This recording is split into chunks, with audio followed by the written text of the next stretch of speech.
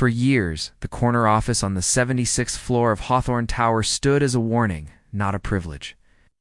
It had the best view in Manhattan, but behind its glass walls, dreams shattered.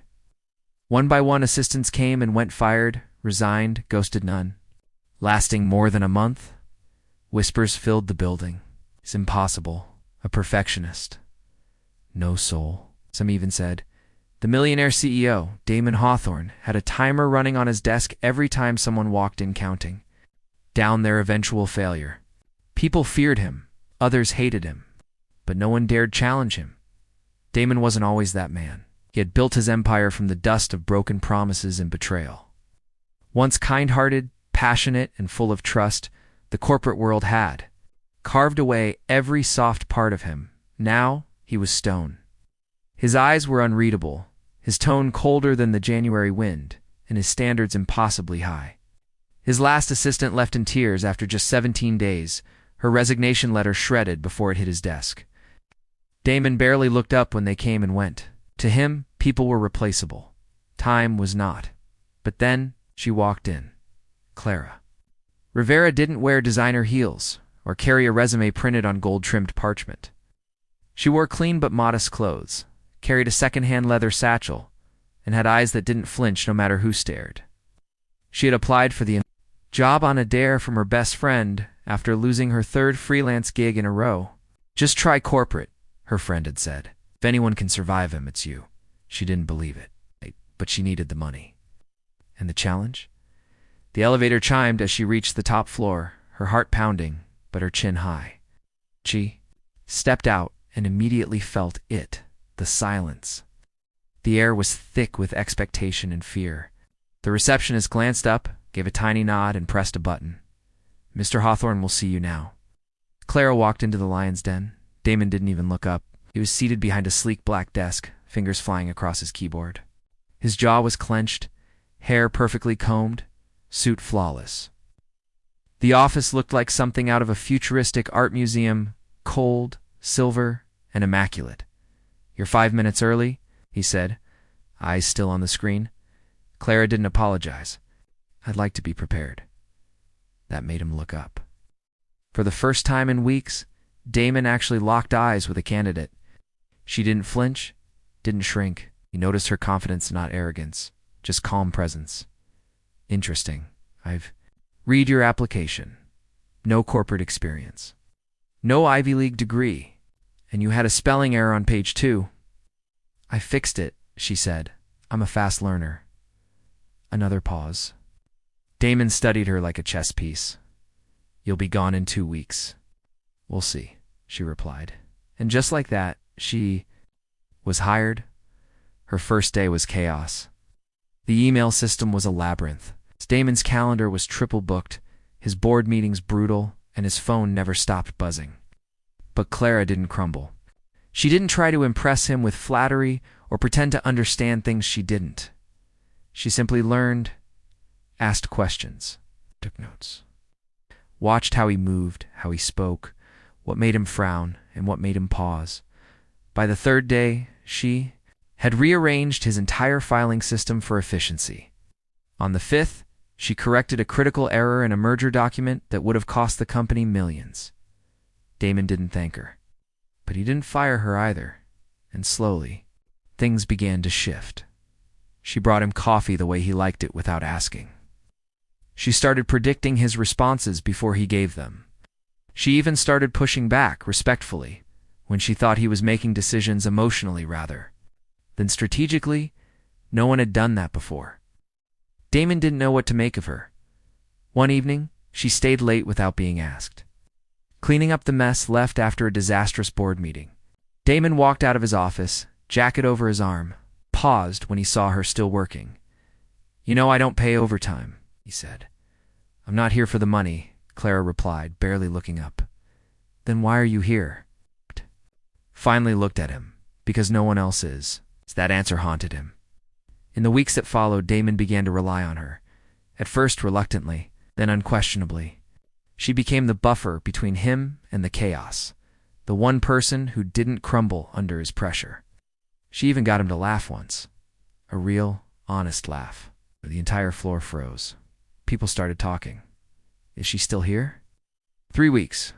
Already? No way she lasts till Friday, but she did. She lasted the month, and something else happened. She began to change him, not overtly, but subtly. He started holding doors open, thanking the janitor, delegating instead of barking. Orders. His eyes softened. His voice grew measured. He still demanded excellence, but now he inspired it instead of terrorizing it. Then came the gala. Hawthorne Enterprises was hosting its annual investor event. It was Clara's job to make sure everything went perfectly. But when a major sponsor canceled last minute, panic swept through the planning team. Everyone expected Damon to explode, but he didn't. He walked straight to Clara and asked, "What's the plan?" And she had one. Within hours, she had replaced the sponsor, renegotiated contracts, and redesigned the presentation lineup. The gala went off flawlessly. But more than that, Clara stole the show. Not by standing on stage, but by being the invisible force that held the night together. Everyone noticed her, including Damon. After the last guest left, he pulled her aside. "Why are you really here?" She hesitated and answered with quiet honesty. "Because I think there's still a heart buried somewhere under all that steel. And I'd like to see it again." Damon didn't reply, but the look in his eyes said everything. That night, for the first time in years, he stood alone in his office and smiled. Clara had done what no one else could. She had lasted the month, and she had started turning the cold, impenetrable world of a millionaire CEO upside down. That's how long Clara Rivera had now lasted at. Hawthorne Enterprises already breaking every record for longevity in Damon Hawthorne's orbit. But this wasn't just survival anymore. This was transformation. The company, once run like a well-oiled but soulless machine, had begun to breathe. Teams felt less afraid. Meetings had more voices. Even the break room laughter, once extinct, returned, and everyone knew why. Clara, but with change came tension, especially for Damon. He wasn't used to depending on anyone. He certainly wasn't used to ... feeling. Yet here he was, finding excuses to walk by her desk, pausing to listen. When she laughed with others, letting his eyes linger too long when she brushed past, sleeves rolled up, eyes glowing with purpose. He hated it, and he needed it. Damon wasn't the only one noticing either. The board had grown curious. Investors had started whispering. And more importantly, Victoria Lannister, Damon's longtime strategic advisor, and someone who'd always seen herself as the future. Now Mrs. Hawthorne was watching Clara like a hawk. It all came to a head during the annual winter retreat in Aspen. The top executives, advisors, and key assistants were invited. Clara had barely packed when Damon personally walked into her workspace and said, "You're coming with me." He didn't give her an option. The retreat was held in a glass and cedar lodge overlooking snow-drenched pines. It looked like a billionaire's postcard. Clara, dressed modestly in her thick wool coat and practical boots, felt out of place among the designer gowns, diamond bracelets, and $1,000 smiles. But Damon stayed close. At the opening cocktail party, he introduced her not as his assistant, but as Clara Rivera, the one who keeps this company from imploding. The room paused. Heads turned. Victoria's wine glass cracked in her grip. That night, while the snow fell gently outside, Clara stood by the fireplace, staring at the dancing flames. When Damon joined her silent, still conflicted, "I didn't ask you here just for work," he said. She didn't look at him. "I know. You make it hard," he added. "Hard to ignore you." She asked, finally turning. "No," he said softly. "Hard to keep pretending I don't care." Her breath caught. She had been strong all these weeks, holding her emotions at bay, maintaining the professional walls. But now they cracked. "You shouldn't," she whispered. "You're the CEO. You're not just anything." Silence stretched between them, charged and warm. "I don't want to lose you," he said finally. "You won't," she replied, but life had other plans. The next morning, everything changed. A leaked email, doctored, edited, and malicious, was sent anonymously to board members. It claimed Clara was manipulating Damon, stealing company secrets, and leveraging intimacy for influence. It was a calculated, vicious attack, Everyone knew who had orchestrated it. Victoria, though no proof tied her directly, the timing was perfect. Just as the company was preparing for a massive acquisition deal, Clara was now the center of scandal. A board meeting was called. Clara wasn't invited. Damon sat at the head of the table, fists clenched, jaw tight. "This is a serious accusation," Victoria said coolly, flipping through the printed email. "For the integrity of Hawthorne Enterprises, we suggest a temporary leave of absence. For Ms.